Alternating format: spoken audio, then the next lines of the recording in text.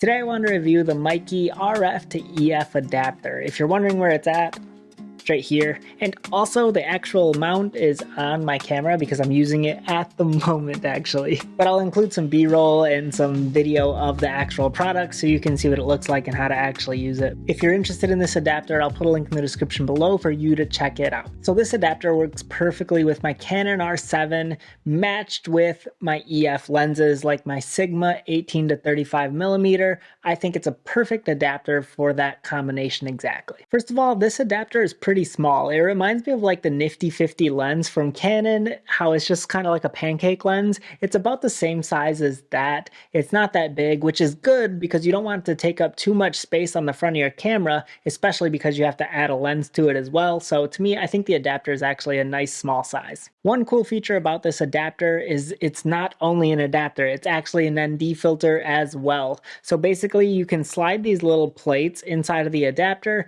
and this one is the ND filter one, and then it has a clear one if you don't want to use any ND filter at all. So I like that it has that option to give you an ND filter with it. This is nice so that you don't always have to screw on an ND filter on the front of your lens, but instead it's behind your lens actually in the adapter part. So to me, I think this is way more convenient and easier to do. It basically has a little knob on the ND filter that you can turn it to make the shot darker or turn it the other way to make the shot brighter. The clear drop-in glass doesn't have a little knob wheel where you can turn it darker or brighter. It's literally just the glass and you have it slid in there for when you're not using an ND filter at all. What was the price it came in?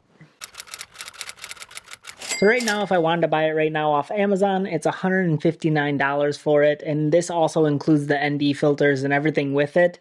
Versus if I wanted to buy the Canon drop-in filter mount, it's $400. So it's a lot cheaper than the Canon, but it basically works the same way. And I don't have any issues with it. I feel like it's quality. I don't have any issues with my footage. So I don't know why you wouldn't spend the $160 instead of the $400. So those are my thoughts on that. The one thing I did notice actually when shooting with the ND filter is that when you're recording a computer screen, it actually can look purple through certain spots of the ND filter. Like your screen on your computer will look purple.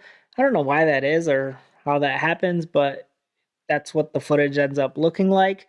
But for other spots on the ND filter, I don't notice the purple screen. And if I use the clear glass instead of the ND filter, the computer screen looks fine. So there must just be like a small window on this little ND filter that makes the screen look purple. I don't know why that is, but that's just something to point out.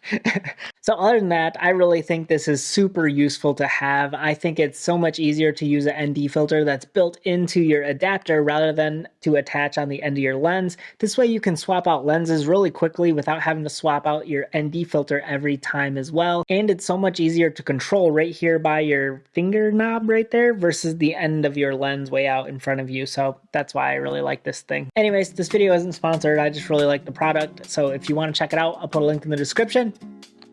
And I'll catch you on another one.